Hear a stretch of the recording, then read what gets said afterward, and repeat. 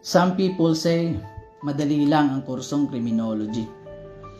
Sabi nga ng iba, hindi na kailangan ng masi-masi, punishment at exercise activity dahil mag-focus lang sa academic activity. Lingid sa kaalaman ng nakararami, ito yung nagsisilbing strategy para ma-develop namin ang kanilang personality.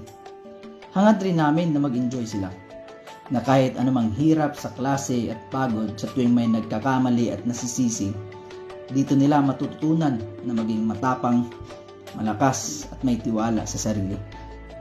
Unity, discipline, knowledge, skills and ability. Ito yung pinagtitibay ng kursong criminology. Sa makatuwid, ito yung isa sa importanteng parte ng paghahanda namin para mapasa nila ang napakatinding 3 araw na pagsusulit na inihanda ng PRC.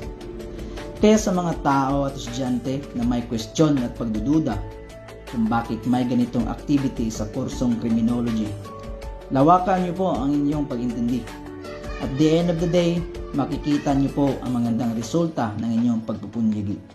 Hindi naman sa pagmamayabang, ito po ang patunay at bunga ng sistema na aming nasimulan.